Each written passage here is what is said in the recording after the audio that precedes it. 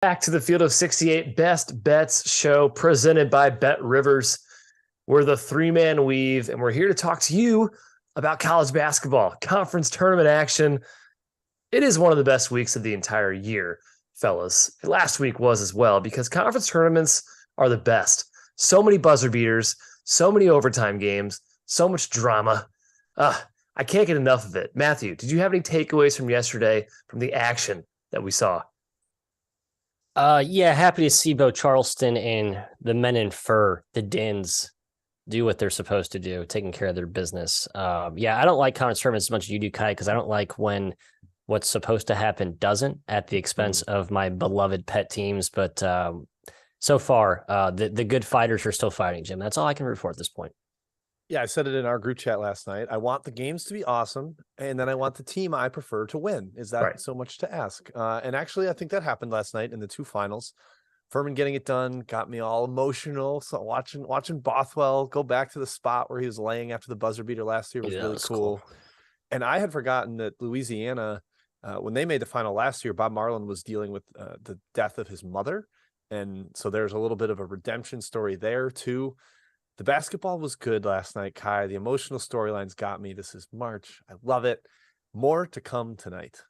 Yeah, my takeaway was Furman too. We're just stoked for that program. We've had Bob Ritchie on our podcast before. He's just a really great guy. And that program hasn't made the tournament since 1980. So 43 years in the making. Obviously, their last year with the buzzer beater that crushed their souls. They finished top 3 in the conference for 8 straight years. They deserve this. So congrats for Furman. Let's get started. Let's talk conference tournaments. Let's go through the rundown. Of course, chat mob, chat it up if you want us to answer questions. Let's start with the WCC, the marquee final, although not as much drama here, Jim, because we know both these teams are in the Field of 68 already as at-larges. St. Mary's versus Gonzaga. Zags minus 2.5. It's the rubber match. It's the matchup everyone wanted. Who you got? I kind of like the Zags. I just think they are trending better at this point. Both teams got a little more of a test than they bargained for yesterday. St. Mary's was up huge on BYU, and then BYU cut it all the way down to, I think it got to 4 in the final minute. Like, it got really, really hairy for them a little bit. And then Gonzaga had to just deal with the punches thrown by San Francisco. Khalil Shabazz was a man possessed last night, keeping that one within range. But Gonzaga's offense has been ridiculous. I tweeted this since February 1st. It's the best offense in the country, and it's not even remarkably close. Like, they're 10 points clear of the second best offense in the country in that time per 100 possessions. That's outrageous. Matt, I thought they made some quality adjustments in the second meeting against St. Mary's. I just think they're slightly better right now, so I'm going to lean that way, the minus 2.5. Yeah, another example of market versus, KenPom analytics of sorts, trying to have their tug of war in I kind of agree with the market and odds makers, Kai, laying 2.5. I think the opener was a little too far at 3.5. What this game in the rematch, I know the first matchup at St. Mary's, I think closed minus 3.5. In the rematch, Gonzaga closed minus 6.5. So I guess the numbers kind of settled in more around, that middle ground. I think the market's got this one priced right. I lean toward the Zags, but man, St. Mary's for the first 35 minutes was putting it on BYU. I mean, Aiden Mahaney in that offense was a force to be reckoned with. I don't feel like that was just more of a let their foot off the gas, and maybe I should be worried about this form that St. Mary's is in, but I think the price is pretty accurate. Yeah, I just think the Zags are a tough matchup for St. Mary's, frankly. They're big, they're uber talented, number 1 offense in the country, about the only team I think that can score consistently on them, maybe in the country. So I lean towards the Zags here at minus 2.5. Again, both great teams.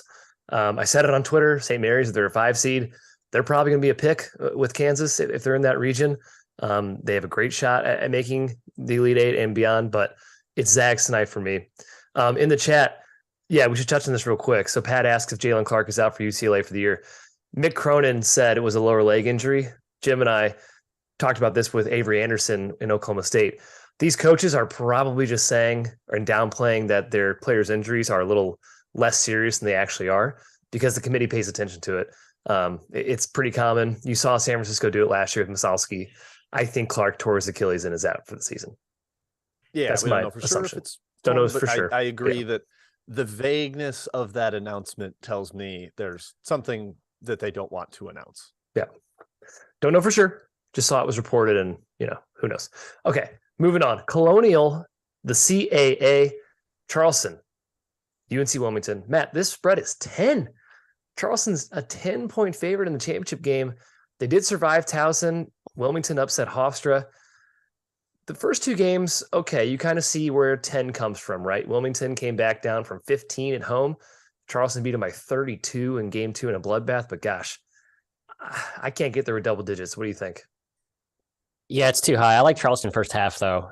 Just last night, indicative of how this team has been vulnerable when they have big leads. I just think that when they balloon to double digits, they don't defend with the same focus that they do when they're, the game's tighter.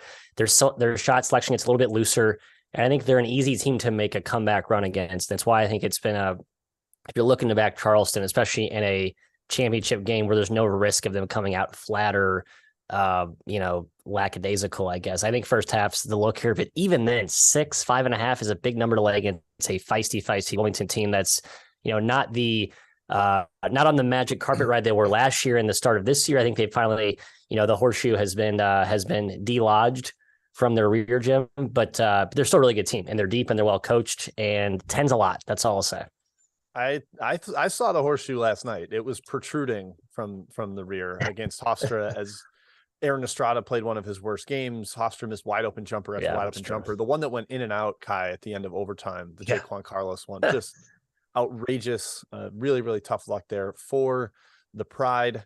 But man, I think this is way too big too. First half or full game. Plus 10's my best bet. UNC Wilmington is a cockroach. They do not go away.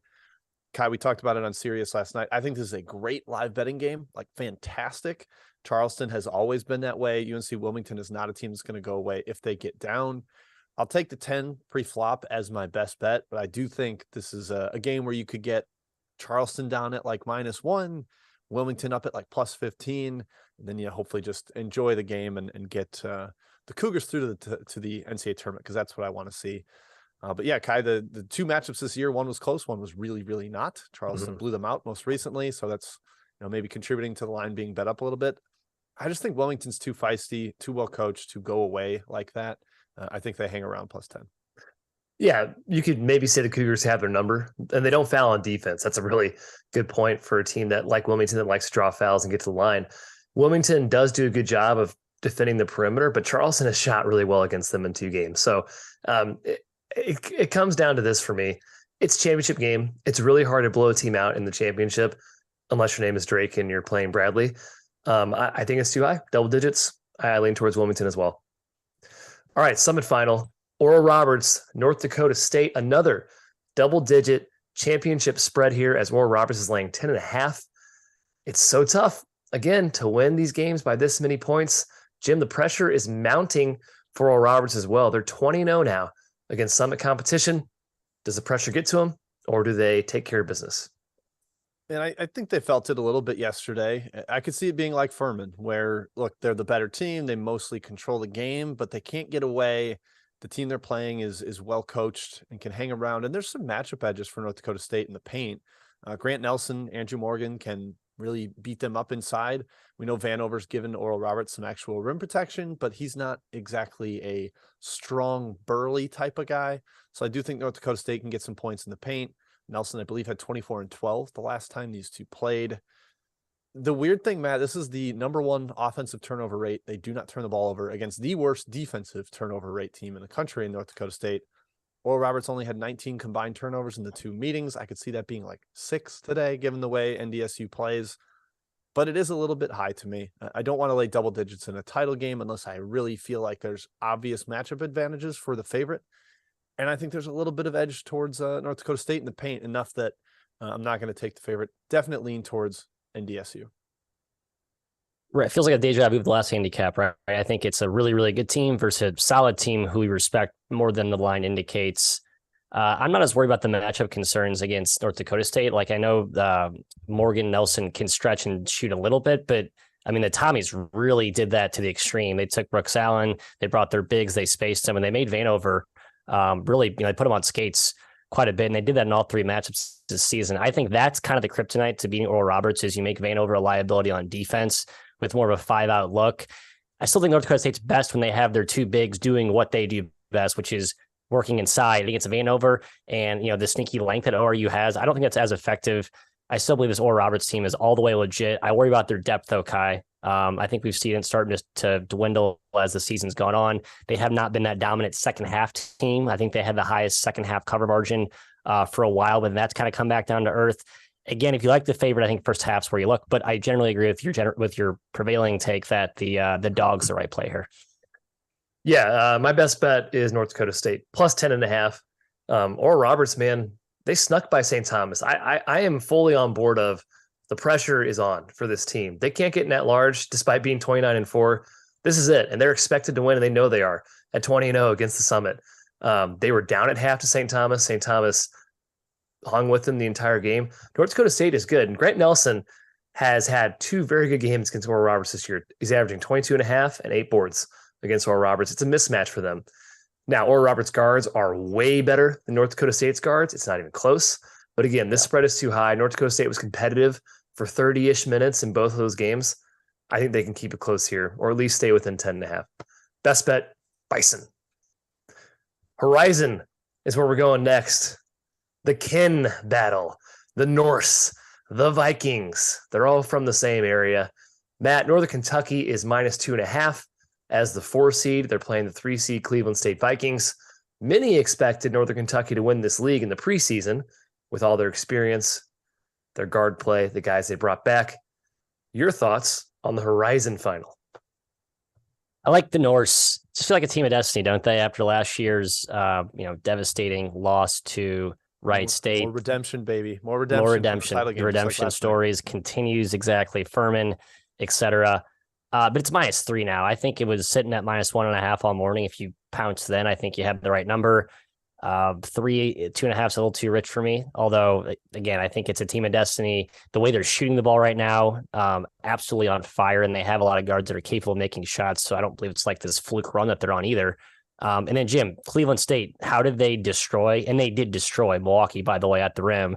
The zone is the ultimate kryptonite to that rim attacking, slashing advantage that the Vikings had. However, the one issue you have to worry about from a Norse perspective is the glass.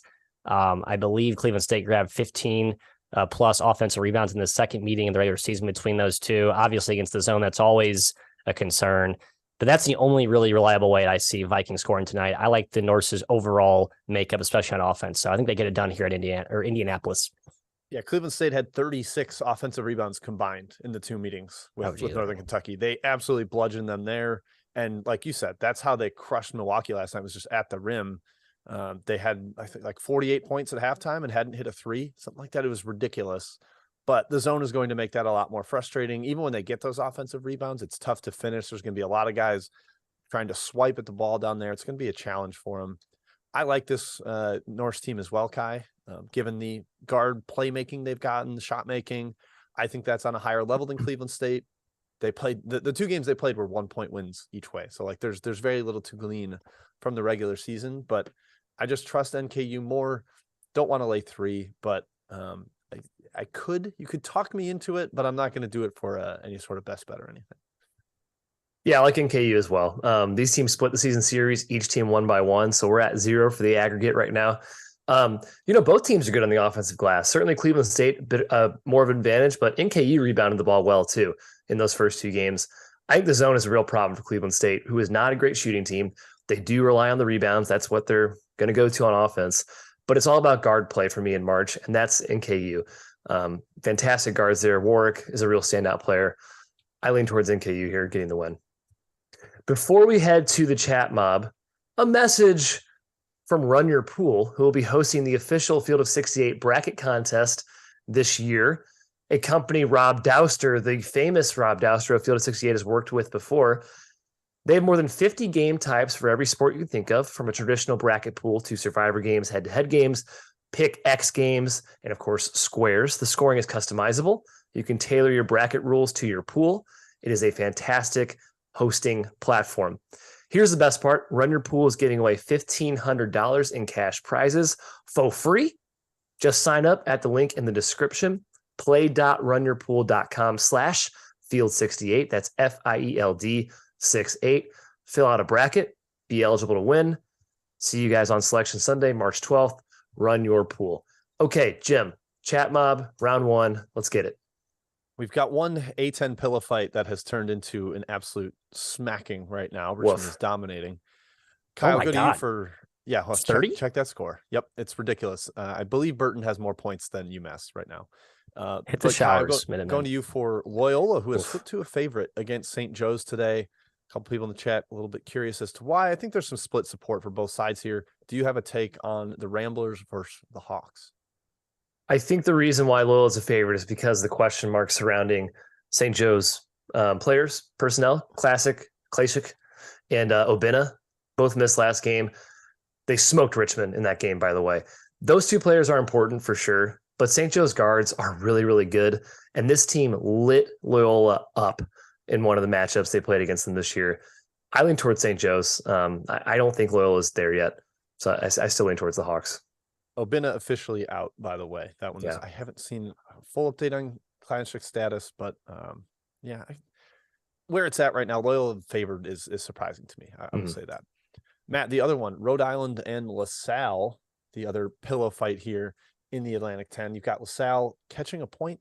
Rhode Island also a lower seed that is favored. Are you buying this one? I don't get the Rhode Island money that's coming late here as well. See, we saw that with Loyola. Now we see it with the Rams. I kind of like the Explorers here. Just team I trust a little bit more. But of the pillow fights in the A10 today, this is the pillow fight I had the least conviction on. So nothing strong. It's the pillow fightist. It's the most pillowy in a way. The ficklest of the pillow fights. All right. A couple in the WAC from our guy, Pat. Kai, Abilene Christian and Cal Baptist. Another somewhat interesting line here where Abilene is favored. As this is the best bet. Seed. No, it's not. Yes, it's Matt's best bet. Oh, interesting. Okay, Jim, let's do it now. No, let's do it now. Let's do it real time. I don't like when Kai saves the crescendo to the end of the show. I like to save it too, but all right, we'll give it to you. Take it away, Matt. I just need someone to explain to me the Abilene Christian money that's coming against me. I'm going to punch back though. We'll Hitmon Lee +2, Cal Bap, Lancers, Taron Armstrong, nice player. Got shooters. Have they been great down the stretch? No, they haven't been. They really missed Quintana, the LMU transfer. I think they need another shooter out there, but they have enough shooting. It's a team that just profiles as a hit the reset button. I think they have the higher upside of the two teams. And Abilene Christian, I feel like people are wanting to be into them as like a mini buy low. They just haven't been that good this year. They're not reliable. Their guards aren't that great. Their bigs are sort of, it's like a makeshift patchwork group of dudes that I think Tanner's still trying to figure it out. Don't trust ACU. I think +2 is a great bet here with the Lancers. I want to clarify something. Did you say punch back with Hitmon Lee? Because he's the kicking Pokemon, of course. Hitmon Chan is the punching Pokemon. I really couldn't let that fly. Counter kick. I'm going to counter kick the market here. Mm-hmm. I'm glad, Kai, that the chat was going to tear Matt apart. If we can't have that. So can't have that at all. All right, Kai, also in the WAC, Utah Tech, Stephen F. Austin, big time injury questions on the SFA side. Antwai Boasioko, I think, is out. I believe Jalen Jackson Posey is out. Sounds like Day Hall back. Maybe Rhodey Ware is out after last game. There's a whole lot to figure out with this handicap. Jeez. The first game was a really big win for SFA. They forced a bajillion turnovers, but no Cam Gooden in that game, and SFA was healthy. Totally different set of circumstances here. How do you see this one? I think you just have to know who's in for Stephen F. Austin. Can't really bet them if all those guys are out. Obviously, Roddy Ware is huge. Day Hall is huge. I can't bet this without knowing their status. That's what it comes down to. All right, Matt, I believe this is the last one before we go back to the outline. Scott H likes McNeese +5.5 in the first half. Team that has been playing very well. I kind of like the first half angle because of how little depth they've been playing with. Trey English has been out through this run, but man, they're rolling, taking on A&M Corpus Christi. What do you think? Yeah, McNeese at their home floor, +9 feels high. I know Corpus Christi's been a mini juggernaut in this conference, but I kind of apply the same sort of logic to the Southland as I do the NEC. I just think these really big spreads aren't justified in a conference tournament setting. Every team's all the way locked in, motivated. It's hard to really blow out a team. It's hard for a bad team to beat a bad team by a lot.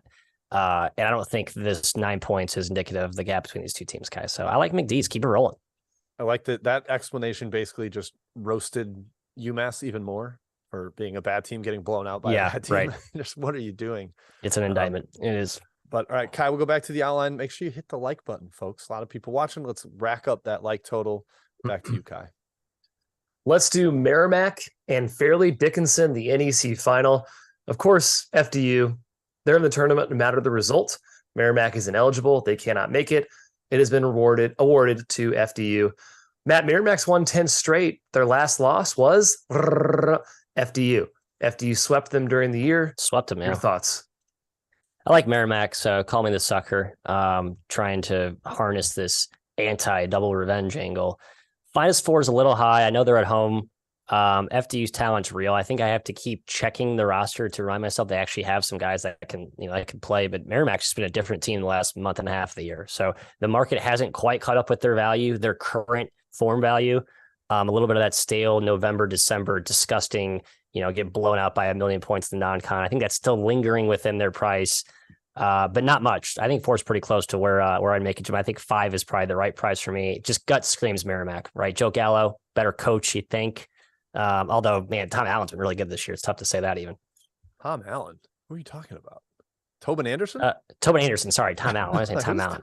TA, Jim. Tim Allen. We got the home improvement guy. The tool man is on the sideline there. No, the matchup actually plays pretty well for Fairleigh Dickinson. That's why they won both games. They're a pretty good zone team. They've got awesome guards that take care of the ball and can shoot. Now, Jordan Minor is going to be a problem in the paint. FDU's interior defense is really, really bad, soft. Their defense is really just overall terrible.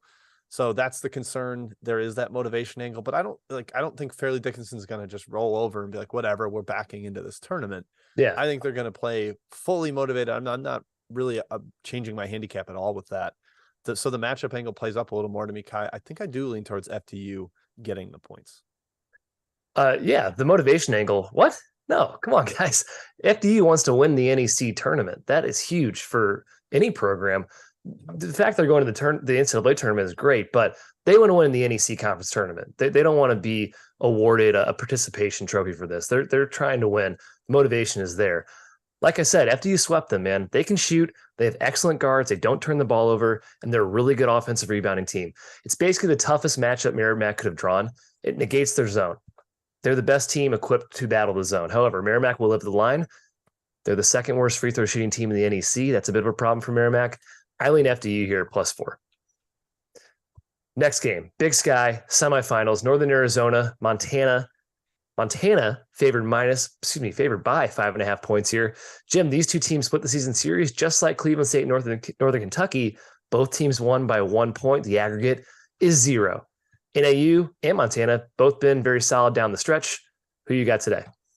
Yeah, it's kind of the great shot making that Northern Arizona has started to show off against Montana, who's a little more balanced in that regard. Cone has been terrific for Northern Arizona. They're getting big buckets from Oakland Fort, tremendously named freshman guard for NAU.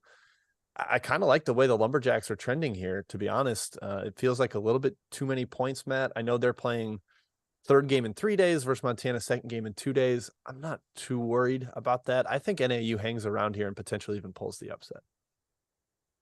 I agree. And it's been bet up to 5.5. I think, Jim, that angle you just mentioned is partially baked into the line. I mean, KenPom has this Montana, 4 points. So you get 2 free. I think the 1.5, 2 points that's not reflected in KenPom that's in the current market is probably attributable to what Jim just mentioned.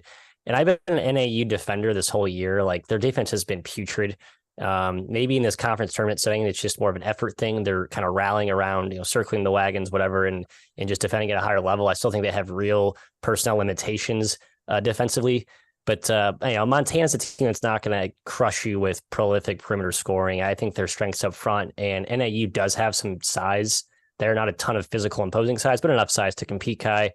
And there's a chance they have the best player on the floor today in Jalen Cone. So I like 5.5 with the dog. I do too. Cone's arguably the best player in this league. That gives them a fighting chance anytime. They also don't make mistakes.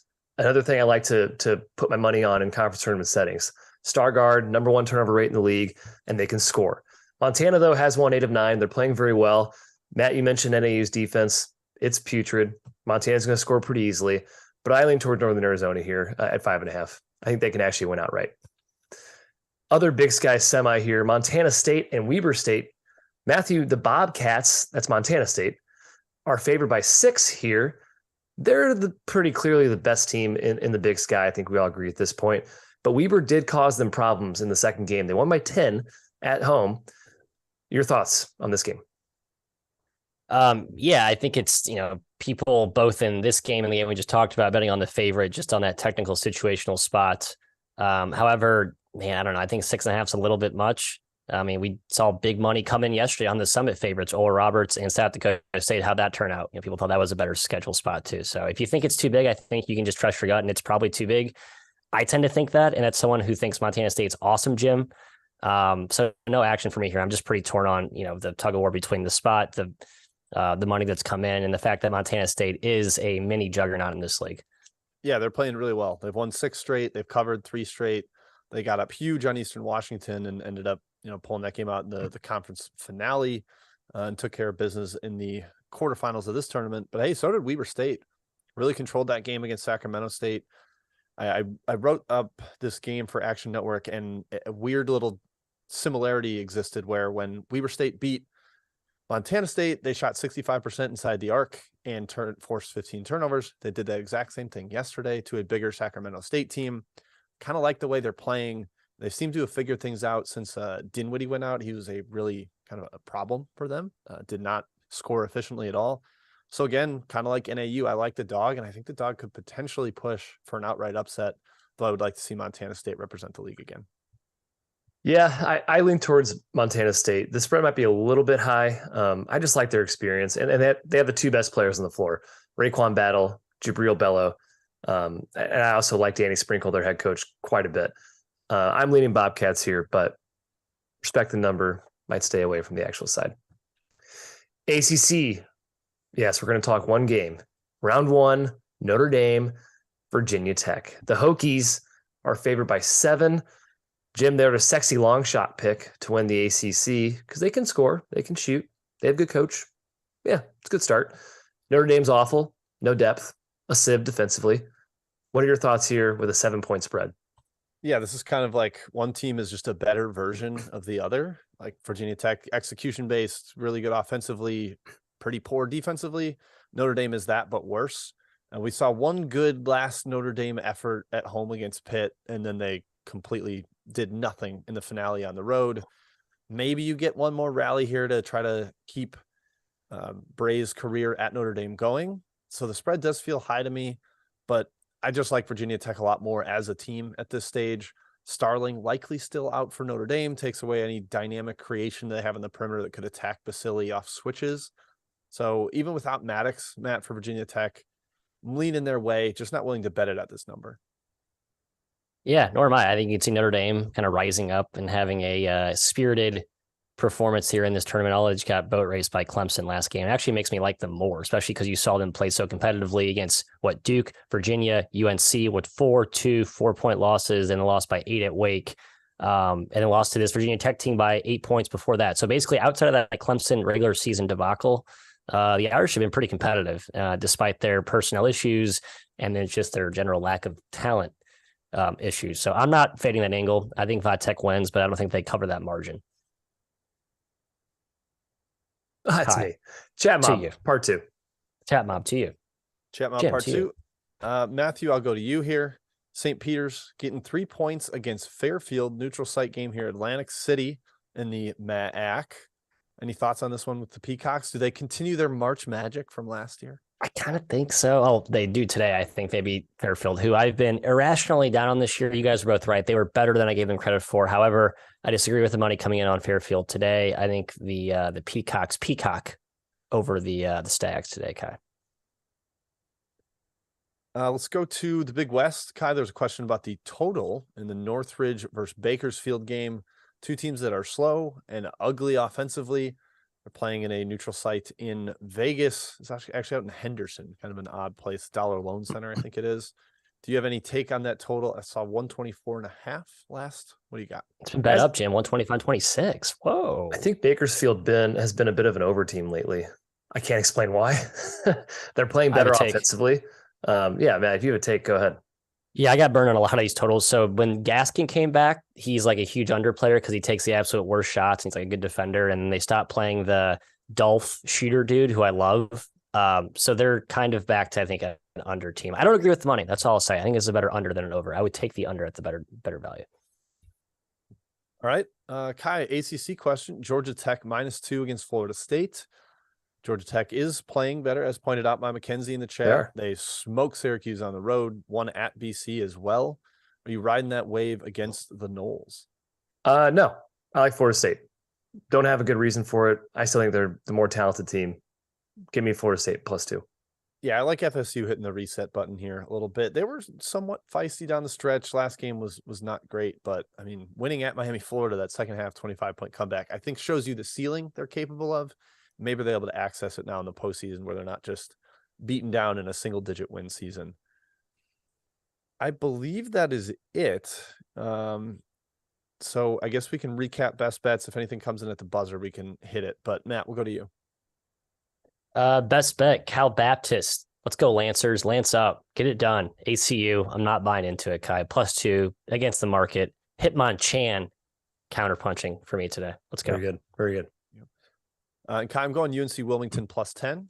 I think they are a feisty underdog against a Charleston team that maybe is going to feel the pressure a little. Don't know if they're going to get there. If they don't win this game, if they're going to actually get an at-large bid with their 30 wins, I think Wilmington is able to hang around. Even if they get down, that's a team I trust to make an extensive comeback. So I'll ride with the Seahawks +10. At the buzzer, Louisville, BC, Marist, Manhattan. I like Marist. +3, +2.5 against Manhattan. I do too. Foxes. They just destroyed them recently. Beat them by like 1,000. I got nothing. The BC Louisville game, 6 points. Feels right to me. Thoughts? I'm leaning Louisville because I'm a masochist. Let's go. Yeah, Cards. I like BC. Why is BC laying the touchdown now? Yeah, because Louisville's really bad. My best. Excellent point. My best bet was, what the heck was my best bet? North Dakota State +10.5. That was a reminder. All right. That does it for us, guys. We will see you tomorrow. Hey, new time tomorrow. We're going to go an hour earlier. So we're doing 12 Eastern, 11 a.m. 11 Central. That's 9 Pacific, Cali time, Hermosa Beach. Stand up. Let's go. So tomorrow, an hour earlier. We'll see you then. Good luck with your bets today. Enjoy some conference tournament action.